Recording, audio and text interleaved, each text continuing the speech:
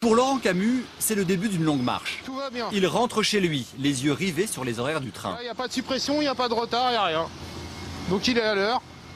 Ce peintre carrossier de 36 ans quitte son atelier parisien. Direction l'école des enfants, à 40 km de la capitale et 1h30 de transport. Métro, RER, train, 2 fois par jour avec la menace permanente des retards ou des suppressions. Le prix à payer pour habiter loin du tumulte de la ville. Je pourrais plus vivre là, dans une zone comme ça où tout est gris. On a l'impression que tout est gris. Voilà. Mais la vétusté du matériel laisse parfois un goût amer. C'est pas encore un train neuf comme on peut voir sur d'autres lignes à côté. Alors c'est le temps que tout ça se mette en place, on comprend bien, mais il y a des lignes comme ça où on a l'impression d'être les derniers sur la liste. Une fois arrivé à la gare, il reste encore un quart d'heure de voiture et Laurent Camus rejoint l'école de Ouassery, Seine-et-Marne. 17h, mission accomplie. Le village appartient à ce que l'on appelle la couronne périurbaine de l'Île-de-France. En 40 ans, les pavillons ont poussé autour de l'église. 437 habitants en 1975, 2166 aujourd'hui. Un coiffeur, une boulangerie et un bar-tabac qui fait relais de poste. Selon la dernière enquête de l'INSEE, 15 millions de Français, soit environ 20% de la population, vivent dans ces zones périurbaines, entre ville et campagne, là où accéder à la propriété coûte un peu moins cher. En Seine-et-Marne, c'est 15 000 habitants supplémentaires chaque année. Et le rythme des constructions n'est pas encore près de ralentir.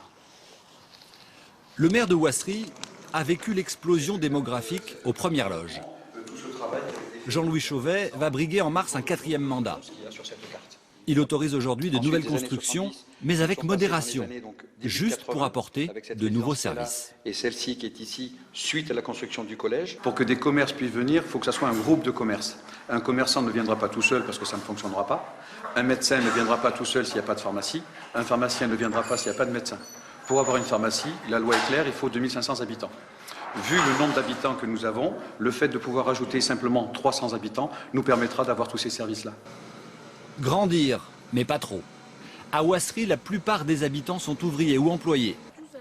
Les Camus ont acheté en 2007 130 mètres carrés pour 280 000 €. Et ils n'ont pas envie d'être rattrapés par l'urbanisation. Il va y avoir des constructions qui vont être faites, on le sait. Donc c'est très bien, des commerces, tout ça, c'est très bien. Maintenant, si c'est pour avoir comme au niveau de la ville, ça ne m'intéresse pas. À ce moment-là, on partira. Ici, les enfants du village, comme Madeleine, la fille aînée des Camus, ont un gymnase, des associations sportives et des parents inquiets. La plupart ont quitté la Seine-Saint-Denis et craignent de voir la banlieue se rapprocher, ce qui explique en partie les progrès du Front National dans la région. Effectivement, pour se protéger un petit peu et puis dire qu'on n'a pas envie de subir ce qu'on a pu voir ou ce qu'on peut voir actuellement dans les banlieues. Et puis c'est, oui, ne pas subir, quoi, parce qu'on démolit dans les banlieues et on nous renvoie tout ça. Donc on bloque. Pour les Camus et la plupart des habitants de la couronne périurbaine, l'éloignement des centres-villes est un gage de sérénité. Un bonheur silencieux, proche de la nature.